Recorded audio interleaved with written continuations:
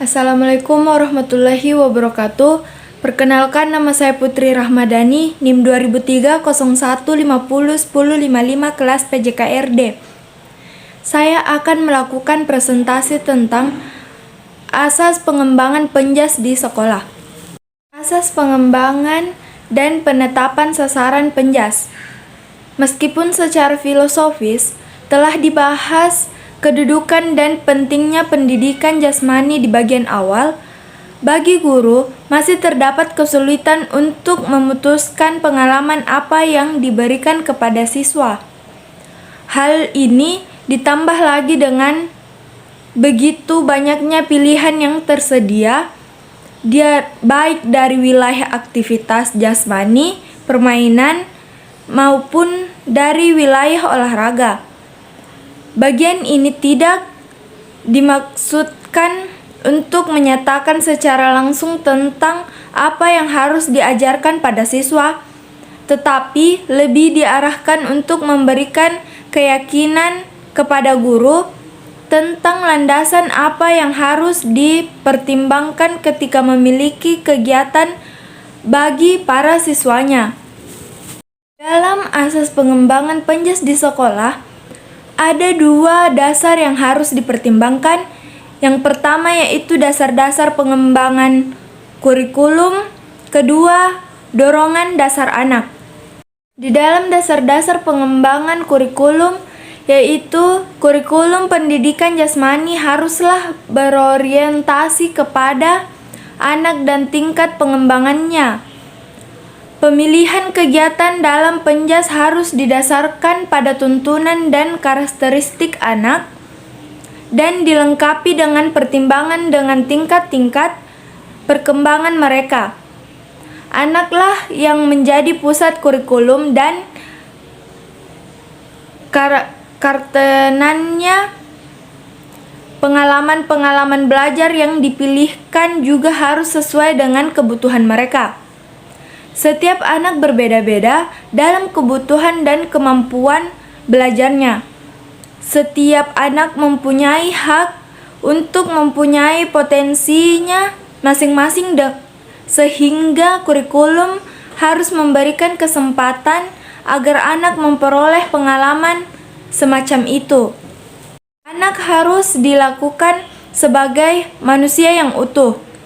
Kurikulum hendaknya bertanggung jawab dalam mengembangkan aspek-aspek yang lengkap dari anak, bukan saja keterampilan fisik dan kebugaran jasmani, tetapi mencakup keterampilan kognitif dan keterampilan sosial. Hal-hal berhubungan bagi pendidikan jasmani. Kegiatan pelajaran harus dilaksanakan dalam sifat yang meyakinkan bahwa tujuan-tujuan dari pendidikan jasmani dapat dicapai. Akan merupakan dasar bagi pendidikan jasmani. Mutu program penjas dapat dinilai berdasarkan mutu pengalaman gerakan yang dialami oleh anak. Pendidikan jasmani memang terdiri atas kegiatan fisik yang harus dilakukan secara aktif. Pembelajaran harus terjadi melampaui kepentingan sesaat, tetapi harus menawarkan keterampilan yang berguna untuk seumur hidup. Dalam masyarakat modern dewasa ini, pemeliharaan kebugaran jasmani dan kesehatan dipandang sebagai kebutuhan yang utama. Dengan demikian, pendidikan jasmani harus memberikan program yang cukup dinamis agar mampu mengembangkan kebugaran jasmani peserta didik. Adapun dorongan dasar anak adalah suatu keinginan untuk melakukan dan menghasilkan sesuatu. Semua anak memiliki perasaan seperti ini yang kemungkinan besar merupakan sifat turunan atau pengaruh lingkungan. Dorongan dasar ini dia kaitkan dengan pengaruh masyarakat, guru, orang tua, dan teman-teman sendiri. Adapun macam-macam dorongan dasar anak. Yang pertama yaitu dorongan untuk bergerak. Anak tak pernah puas untuk bergerak, tampil, dan aktif. Kedua, dorongan untuk berhasil dan mendapat pengakuan. Anak tidak hanya berambisi untuk berprestasi, tetapi mereka juga menginginkan prestasi mereka itu diakui. Yang ketiga, dorongan untuk mendapatkan pengakuan teman dan masyarakat. Penerimaan kawan sekelas adalah kebutuhan dasar manusia. Yang keempat, dorongan untuk bekerja sama dan bersaing. Anak menikmati suasana bermain dan bekerja sama dengan anak lain. Yang kelima, dorongan untuk kebugaran fisik dan daya tarik. Guru harus menyadari betapa besarnya keinginan anak untuk memiliki kebugaran jasmani dan memiliki tubuh yang lincah dan menarik. Yang keenam, dorongan untuk bertualang. Dorongan untuk berpartisipasi dalam kegiatan yang bersifat petualangan atau sesuatu yang tidak biasa mendorong anak untuk berpartisipasi dalam kegiatan yang seru, yang baru. Yang ketujuh, dorongan untuk kepuasan kreatif.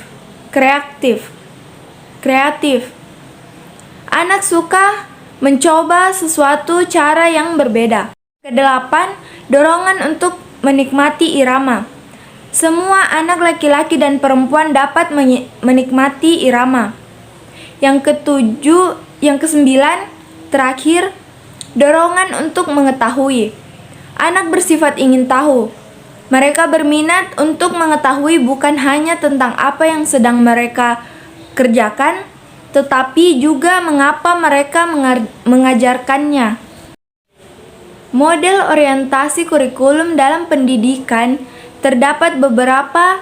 Yang pertama yaitu pendidikan gerak, pendidikan olahraga, pendidikan petualangan, pendidikan perkembangan, pendidikan kebugaran, dan pendidikan disiplin keilmuan olahraga.